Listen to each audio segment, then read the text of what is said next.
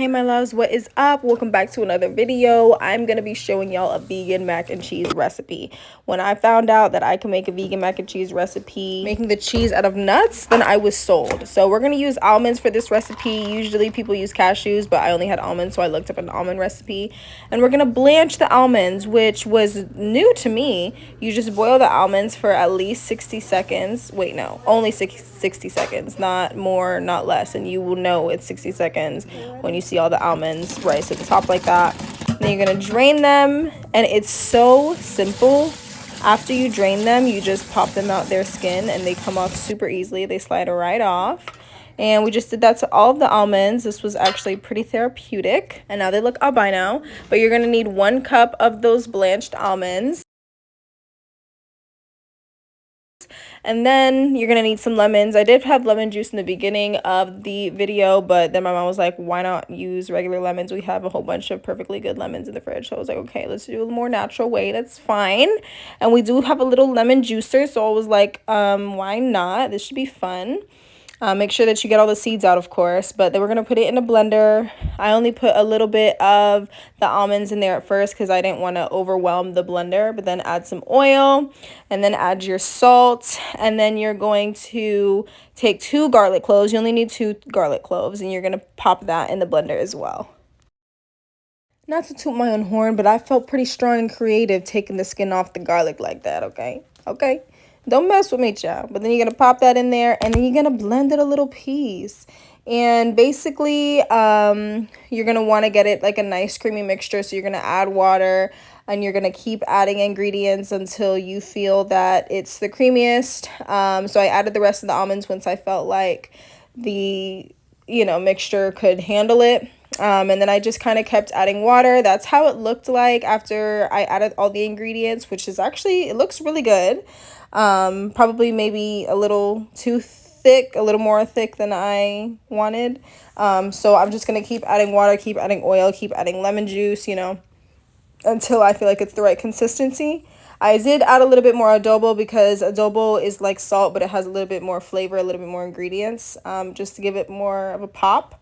But yeah, then I felt like I had a pretty good consistency. So next you're going to boil the mac and cheese. You guys already know how to do that. I didn't need to show you that.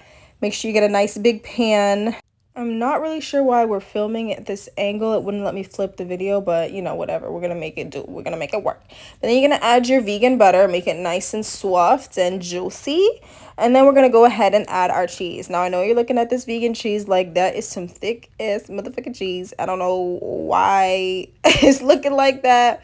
Hey, don't even worry about it, because when we mix it up, it just got a little cold is all. So once we mix it up with the hot mac and cheese, it's gonna look nice and creamy, okay? So just try to dump it out as best you can. Maybe add a little bit more water to your recipe. But then I go in and mix that bad boy. You see how it's nice and soft when you mix it in, and it's getting a little bit more creamy as you mix it in. You see?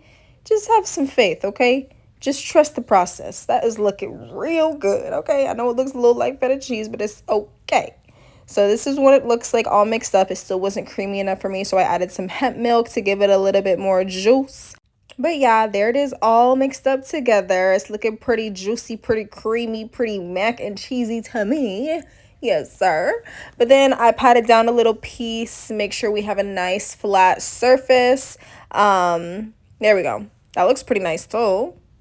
And I'm going to add a little bit more adobo on top. My mom thought I was putting a little bit too much, but hey, you can never add too much seasoning, let's be for real.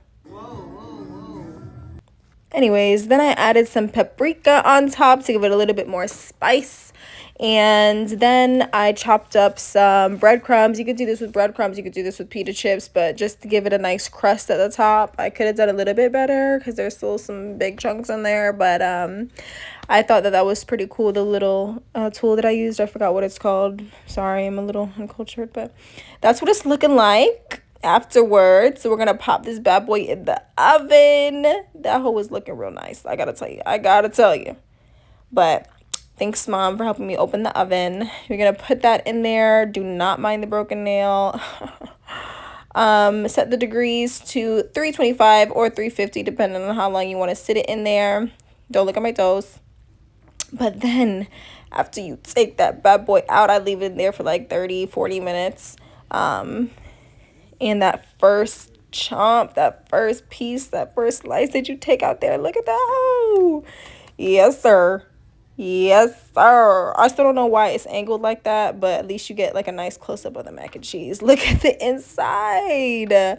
That mac and cheese was busting for real. I am really proud of myself with what I did there. My boyfriend even added some jerk seasoning to the mac and cheese to give it a little bit more spice. So if you want to try that, I highly recommend, because it was actually really, really yummy. But yeah, this is the really quick and simple recipe for my mac and cheese lovers out there. I did just duplicate this clip so that I can let y'all know to like and subscribe and comment for more videos, and let me know what else y'all want to see. Thank you so much for supporting, and I will catch you next time. Much love.